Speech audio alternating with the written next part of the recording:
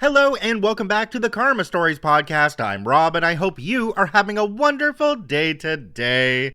Today I have 7 short stories for you from the Malicious Compliance subreddit. The Karma Stories podcast is published to all major podcasting platforms, and you can also read along on YouTube under our @Karma Stories podcast handle. If you have a story you'd like to submit to the podcast, you can do so by email at karmastoriespod@gmail.com. Alright, on to today's compliance stories. Let's jump right in. This story comes to us from JRTIE. We don't stop for birds. Many years ago, when I was 15 years old, I was enrolled in a driver's education course to get my learner's permit. This involved several sessions riding around with the instructor and 2 other students in the car, taking turns between driving and observing. This Saturday morning, I was first up and pulling out of the school parking lot when a dozen small sparrows flew right in front of my windshield. I lightly tapped the brakes and the instructor ordered me to pull over. He always had you pull over and stop before he reprimanded you. He sternly told me, "We don't stop for birds." I argued that I just lightly tapped the brakes as they flew inches from my windshield and it was not done in panic. He reiterated that we do not stop for birds. A half hour later, we are a ways outside of town, a little over 100 miles west of San Antonio, Texas, and I'm still driving. The speed limit in this rural area is 70 miles per hour, which my cruise control is set to. A speed the Geo Metro's 3-cylinder engine is struggling to maintain. We come over the top of a hill, and there's a half dozen wild turkeys slowly crossing the road up ahead. I keep in mind my instructor's orders not to stop for birds and maintain my course. As we near the birds, I show no signs of slowing down, and the instructor hit his brake on his side of the car quite abruptly and yells at me to pull over. He makes me get completely out of the car and started to berate me about not slowing down for the turkeys. With a straight face I say, "Sir, you told me not to stop for birds." He gets a bit flustered, then stammers, "You know what I meant," and orders me to switch places with a girl in the back seat. I didn't get to drive anymore that day, but this was my only major incident, so I still passed the course and got my permit. Not so funny side story, this girl that replaced me was the worst driver I've still ever ridden with to this day. He should have never passed her and allowed her to get her license. A year after this, when she was pulling into a Sonic, she mixed up the gas and brake and plowed through the picnic tables, sending a family of 4 to the hospital. Jumping down to the comment section on this one, we have one from a user called Still Not Elf. It says, "Did we need to know about the dinky 3-cylinder engine? No. Is it a delightful detail that makes the story shine? Yes." That's the one part of this story I really latched on to myself, because when I was younger, one of my friend's dads had a Geo Metro, and I remember having 3 adults in there and me in the back seat, and that thing would barely make it up a hill. They were cute little cars, but they had absolutely no get up and go. So how OP got up to 70 miles per hour in a 3-cylinder Geo Metro? I don't know. It must have been downhill with a tailwind. This story comes to us from Old Guy 64. Assigned seat? You sure about that? When my wife and I were in college in the late 80s, we had mandatory chapel. They took roll by observing empty seats and then assessing a fine after so many absences. We came to college after my stint in the military. We arrived with 2 small children. The youngest was only a couple of months old, and he was a screamer when upset. When we were getting our chapel seats, we asked to be close to the back and on an end so that we could take the baby out if necessary. We ended up in the middle of row L, with the last row being AA. Okay. We made friends with our nearby students. We are all still friends to this day. Several weeks into the semester, the school president begins addressing the assembly, and my son loses his mind. He's screaming like he's being killed in a pitch that will almost shatter glass. He's not wet, he won't take a bottle or pacifier. I start to make my way past the 6 or 7 people on the aisle. My wife, through clenched teeth, says, "Don't you dare move." So little man caterwauls for 35 full minutes, stopping almost immediately when we get up. After chapel, we gather in the student union to get lunch and regroup before our next classes. Here comes the Dean of Students. So, I was wondering if y'all would be interested in moving to a seat near the back on the aisle. My wife, sweet as pie, says, "We asked for that when we registered. We were told that it wasn't possible. Now we and the kids have made friends with the folks around us." The dean said, "We can move all of you." The rest of our time there, we and our compadres sat no closer than row V. Jumping down to the comment section on this one, we have one from a user called VWampage. It says, "Your wife knew exactly what she was doing. Well played." And responding to that, another user said, "They always do." Another commenter down below called USMC Lee said, "That wife is wife material." OP responded and said, "We are currently 41 years into this." I found it kind of funny in the comments here that so many people were saying you had to go to mandatory chapel, but I guess what they're not realizing is that OP was at a Bible college. They made the choice to go to that particular college, so I'm sure they weren't bothered by mandatory chapel. This story comes to us from Cutie Cappuccino. Want to create a problem from something meaningless? Have fun with minimum cursor speed. Well, the title is confusing, and this is a very minor case of malicious compliance. I, 24 female, work as a cashier until the end of December to cover the needs of a certain store on Christmas sales. That said, I'm not worried about keeping the job or having the best relationship with people that are inconvenient. For context, our manager has seemed to be acting quite targeting against me and another specific coworker since I joined a few months ago, accusing me of being the reason of divergence in money for change or saying I broke electronic items I haven't touched. Most of the time, I've left her talking to herself or ignored the situation, and some we had a few fights when limits were passed. In the last of those fights, she created a problem over me changing the configuration of the computer I used the entire day to have a faster cursor speed for more agility and comfort, which takes around 5 seconds to change to their default. She called me to talk and said that I've been creating issues with the team by changing it because others that use the computer for an hour during my lunch break don't like such a fast DPI on their cursor, which has led to having complaints. I admit I've had no patience for that, called her childish, and showed how quickly and easily you could change stuff in an ironic way. But as I turned my back, she said, "Well, then change it to be slow again anytime you leave." That activated the malicious compliance inside me. So anytime I go for lunch, breaks, or leaving my shift, I make sure to pop the sensitivity to the lowest, both on the mouse itself and Windows, to see her painfully slowly changing it back to normal while having a client ready to pay for their items. She hasn't talked to me over it since then, but I can feel the hatred glances she gives me when dealing with that. Not the most satisfying fallout or most creative malicious compliance on this sub, but felt like sharing for possible giggles anyway. Jumping down to the comment section on this one, we have one from a user called Oi Laura. It says, "Make sure and select the option to leave a trail when moving the mouse. It's cute at first, but it gets friggin' annoying after a while." OP responded and said, "That option makes my eyes dizzy. I love the idea." Another commenter down below called Coder Joe 1 said, "On your last day, swap all the mouse buttons in preferences so a standard left click will be a right click." I don't know about the rest of you, but I can actually understand the manager's frustration in this case. If this is a workstation that multiple people use and OP is changing a setting on it for their own comfort, they should definitely be changing it back themselves so the other people don't have to. This story comes to us from No Exchange 2440. Insurance rep insists on following the rules until she realizes the cost. Back in the mid-2010s, I had my phone insured through a premium bank account. The deal was simple: pay a fixed excess, and they'd either repair or replace your phone. The excess was the same whether it was a cracked screen or a full replacement, so it seemed like a solid arrangement.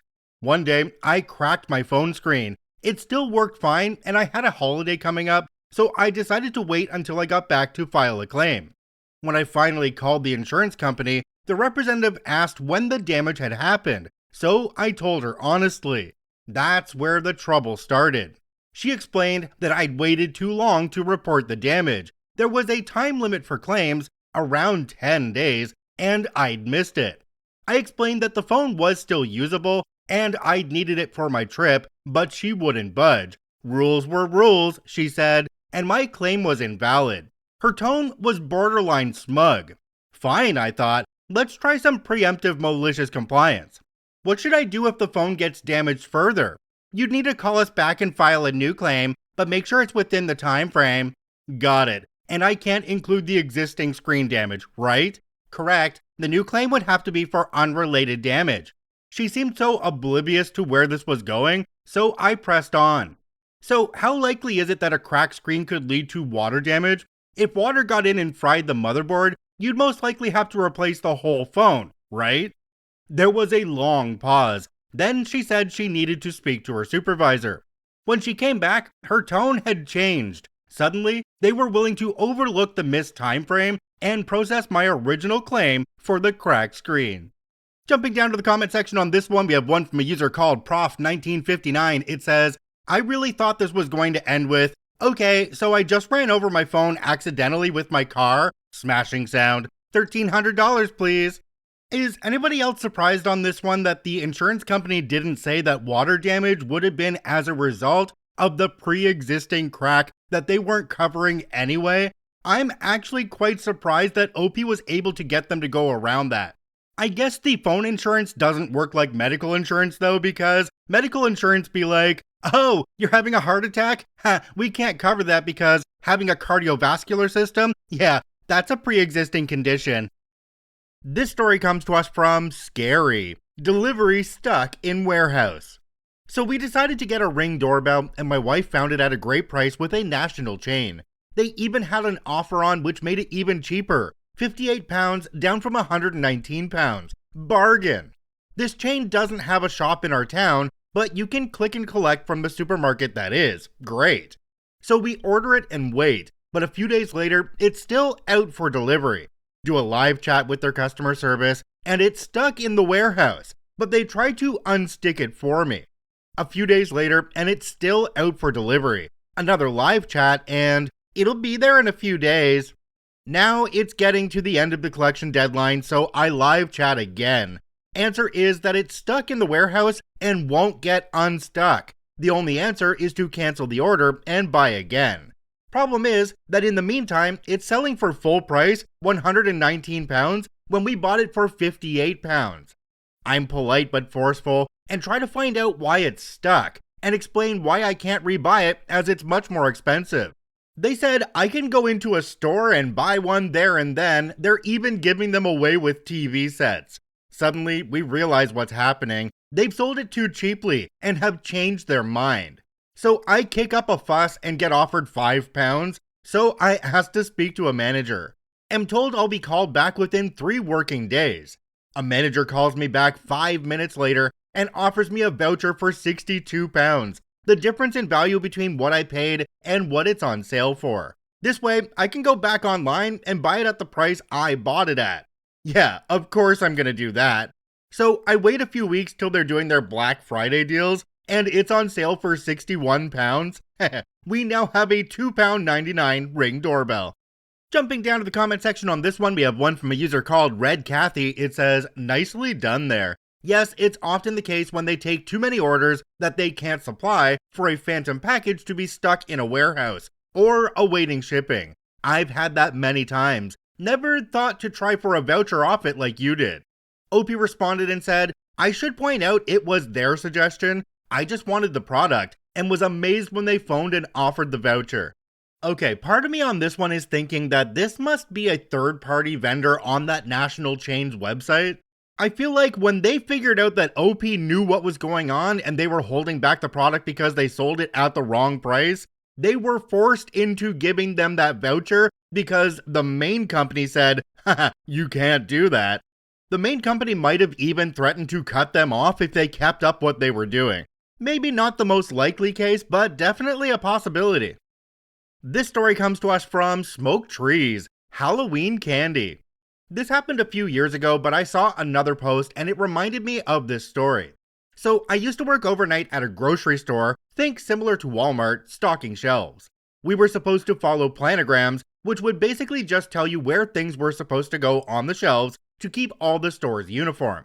Like every year, we started receiving large amounts of Halloween candy. Instead of putting it in the normal candy aisle, we had a seasonal section where it would go. No problem, but it wouldn't fit. And it wouldn't fit up in the steel where we would keep overfilled product. My manager and I looked in the candy aisle and saw it was pretty wiped out without any of the usual items to stock. So he just told me to put the Halloween candy in there and make it look nice. For the next couple nights, I noticed it was selling really well.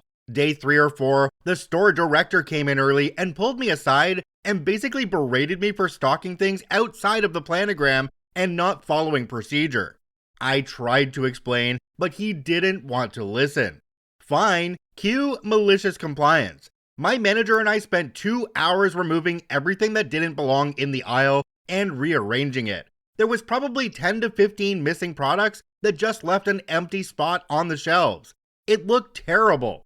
We took all the extra candy and just parked it in the back since there was nowhere to put it. Oh well, not our problem. Came in the next night and he had written a note saying, "Please fill all holes in candy aisle."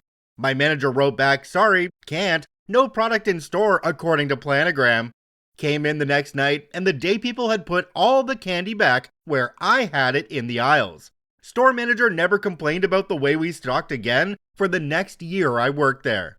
As many of you might know, my wife and I owned a convenience store and managed a second one for a corporate chain for a while way back when. And if there's one thing I learned about being a manager, it's that you don't go around telling people what to do all the time. If you see something that you don't think is right, you ask questions. Why is this here? What made you think that this needs to be here? You give the employee a chance to explain why they've done what they've done because, you know what, some of those people are smarter than you think. And after all that, if you still need to make the change and reverse what they did, you sugarcoat the shit. You just tell them, hey, it was a good idea, but unfortunately we can't do it that way. I just really don't understand the managing style of being up on the high horse. We're all there to work together. Does anybody else feel like this is a really good spot for a "screw you, Rick"? This story comes to us from Sense Competitive 4949. I'm not allowed to drink on shift? Got it. So I work at a restaurant as a waiter part-time, usually 2 to 3 shifts a week, 9 to 5 or 4 to finish. And 4 nights ago, we had 2 tables with over 20 guests at each one. There were also several walk-ins and we were extremely understaffed. Loads of staff had taken that 4 to finish shift off for some unknown reason. Anyways, I was the most experienced waiter there as it was mostly new starts working, and apart from me, my manager was probably the most senior member of staff there.